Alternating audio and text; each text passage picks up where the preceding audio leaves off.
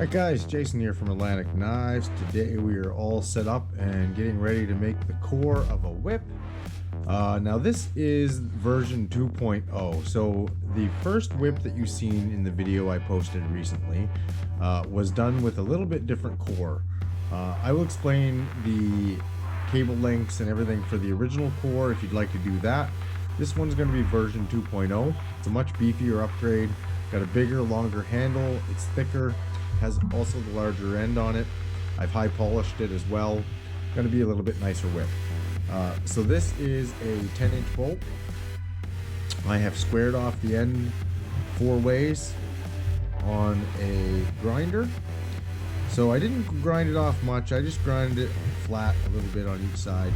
That way it'll allow the glue to bind a little bit better and give us a little bit smoother transition on our whip, as you'll see in a few moments. I've also pre-cut all my paracord lengths. So the tools that you're going to need to start off your whip and your core is you're going to need your bolt, which this one's a 10-inch. Like I said, the original one that I done was an 8-inch, and it was a nail, a spike.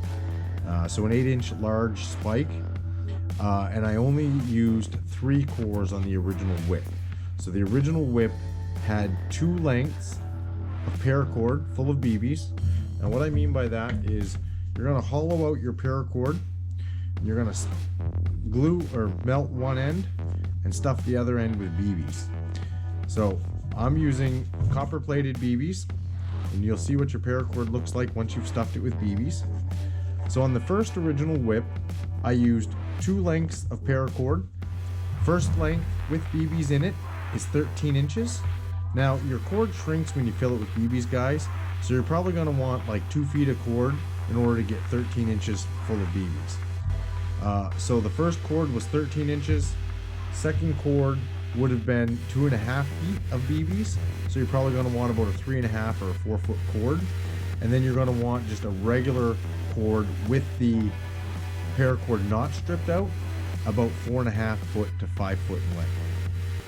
Okay guys, when you're stuffing your paracord with BBs, the lengths I'm going to give you are the lengths that you want with BBs stuffed in it. I always leave also the length as long as my bolt or my nail or whatever I'm using for my handle, so that I can cover the entire cord with a piece of paracord. And we're going to glue it directly to it. So hence why I have the black gloves on. The glue that I'm using today is very, very good glue. And we're going to start our first one. Basically, we're going to put a little bead here on the end is how I start it, on this nice flat part that I've already kind of flattened it off. I find it right up to where the BBs start. Put that on the end. And then lay it down accordingly. I only glue to about there for now. Once this dries a little bit, then we'll continue to glue the rest and lay the cord down on this flat spot. Right now, this is exactly what I do. So I'm just going to run a bead all the way down the center of your bolt or your spike, whatever you're using for your handle. You can use a wooden dowel, guys, you can use whatever. I wanted a beefier, heavier handle, something with a little more girth and thickness, hence why we went with the bolt this time. And I wanted it longer. The other one was only 8 inches. This one is going to be 10. So it gives us just a little bit better handle when we're done. And also has the big hex nut on the bottom. And what I've done is I've taken a few moments and polished it and sanded off the lettering.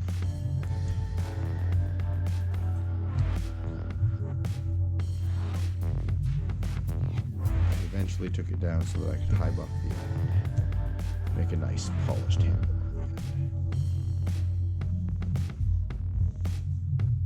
There, so we're gonna let that one dry. And basically what we're going to do, this one's going to have 4 cores where the other one only had 3. All 4 of my cores on this version 2 whip are going to have BBs in them, where on the first whip only 2 of the cores had BBs and 1 of them was just a regular piece of paracord. So this is going to add a lot more weight, a lot more girth to this whip. This one's going to be a monster when we're done. This is probably going to be around an 8-footer. So with our first cord installed, you can just let it hang, let it dry, and then we're going to go ahead, flip the nail over and do the same thing on all 4 sides. Hence why I flattened it all 4 sides a little bit at the end.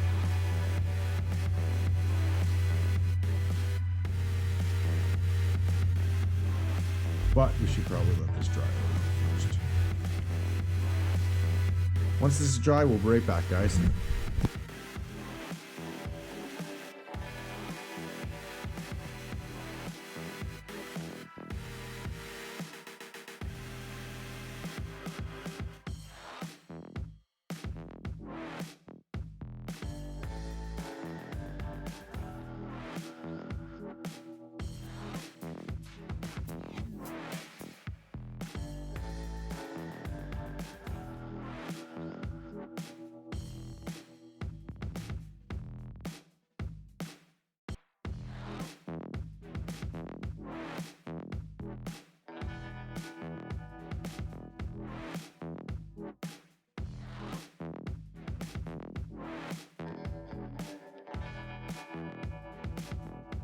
So while we're waiting for these other ones to dry, guys, we're going to cut off the excess of our ends here. I've already taken one off. Basically just going to use a sharp razor blade, cut off the excess cable. We don't need it anymore.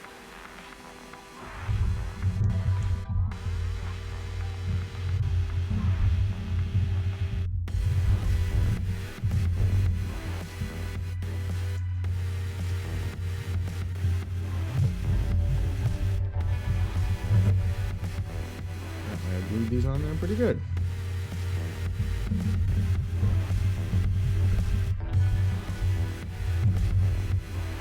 Alright.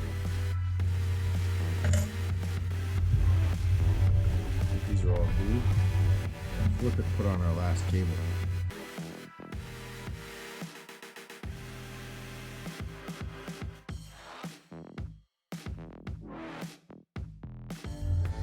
Now at this point, if you want to take the cheater's way out, you can take some black tape and wrap the entire thing. I don't use that in my whips any longer. I did when I first started. Now we're using synthetic sinew. This is what we would use in a professional whip tying. So this is what I use now in all my whips, and it is amazing.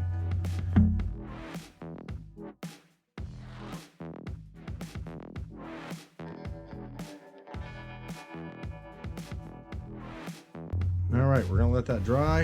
We'll cut off this extra piece here. And we'll be ready to start wrapping it with some sinew. What we're going to do is we're going to bind these together down here. And whenever I do this, guys, right here where your joining point is, this is where you could have your most stress and cuts and that kind of stuff. So when we bind it with our sinew, I'm going to take some extra time and wrap this very nice, give it a really secure point, which will take a lot of the stress off the 4 cords. And that's it. Our core is almost done, minus the sinew.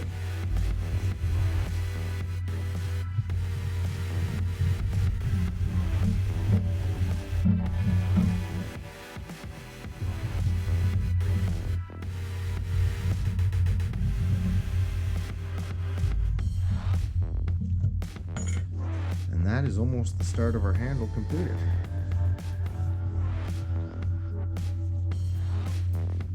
So I said I would tell you what the lengths were for this one.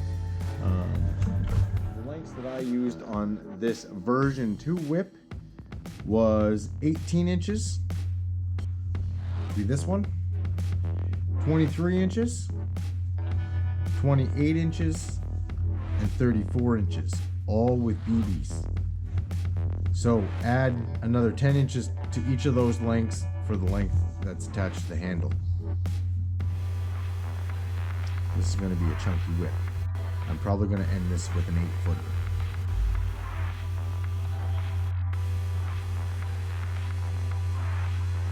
So what I'm going to do, guys, is once I've got this all dry to the point I like it, we're going to flip this over in the vise, and we're going to start to wrap the end of the handle with some sinew and work our way down to this point.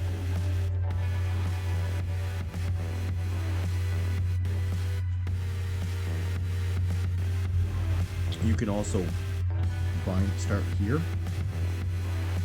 and work your way back.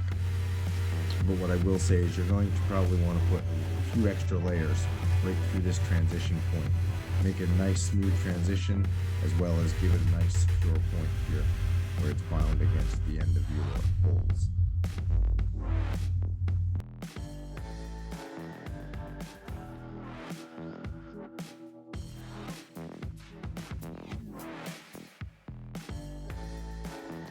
Get rid of these gloves.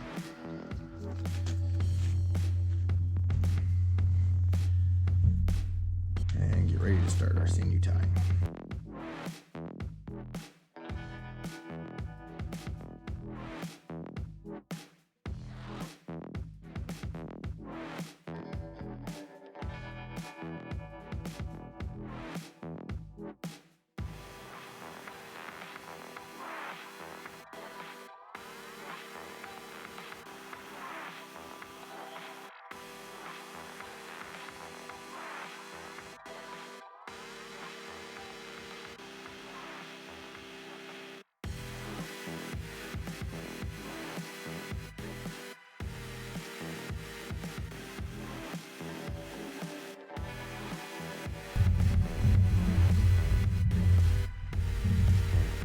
I'm going to stop right here, guys. Again, I'm going to come back. Got my blade. As you'll notice, it kind of sticks to itself. Also going to just a little dab crazy glue, just to make sure it doesn't unravel.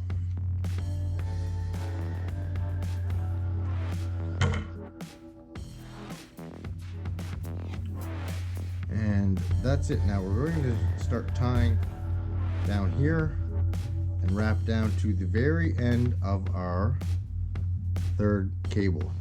We're not going to wrap the very last long piece. So we're just going to wrap our core down so it meets this one here. You're not going to wrap this part of your core. But we're going to let that dry and we'll be back.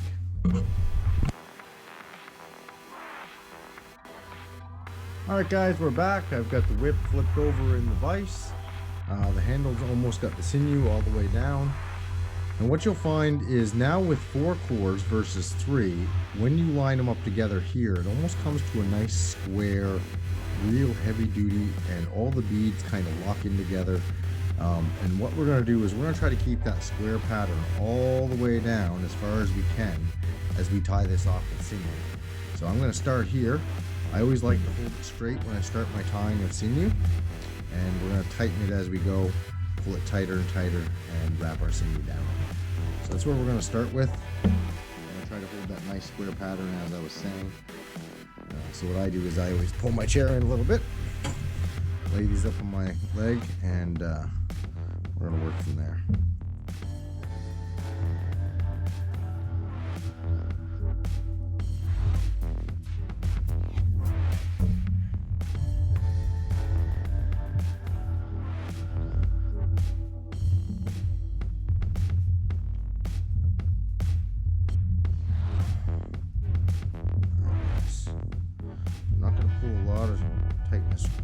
Yet on these cord, I get everything squared away, no pun intended, and then we're going to start working our way down. Now generally, it's nice to have a second pair of hands. You can have somebody else hold the shape while you wrap it. Little harder to do on your own, not impossible. Like I say, I like to hold these cords nice and tight, keep that nice square shape as you wrap it. So what you'll do is only do it in small sections if you're doing it by yourself, so that we can keep the cord nice and tight. See, I've got the nice box pattern. Now I'm going to go back and wrap this section of the cord, and then I'll move it down a little further each time.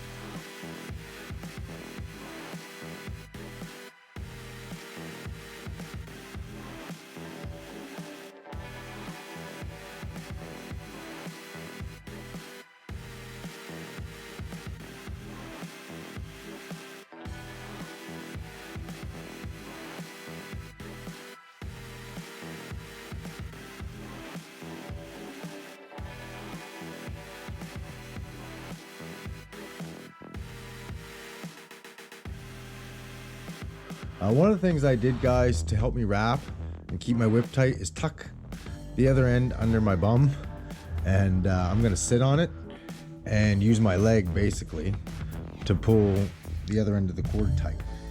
So this way I can keep it tight while I wrap towards it.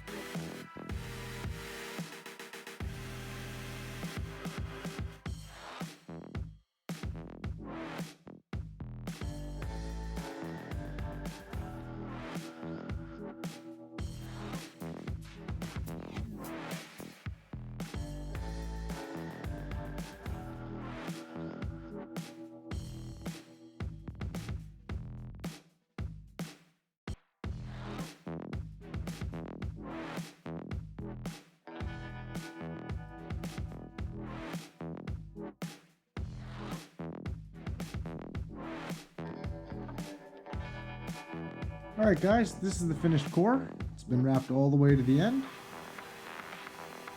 Actually quite a bit beefier and weightier already than the other one. So the version 2 I really like. Now we can start our first layer of plating, but before we do that, the very most important thing that we're going to do next is what we call rolling our whip. So every time you do a plate or when you finish your core, you're going to roll your whip when you're done. And all you do for that is basically 2 hands on it and roll it hard against the floor. Now you can also take a board and lay it over top of it and roll it with a board as well, which I've done. It works really well over here.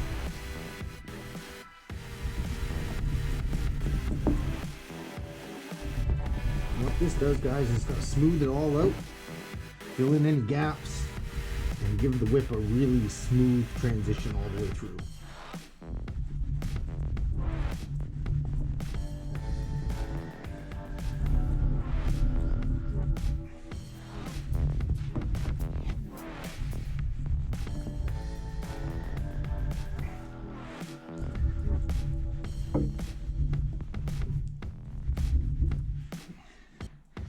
And that's it. Core is ready to be plated.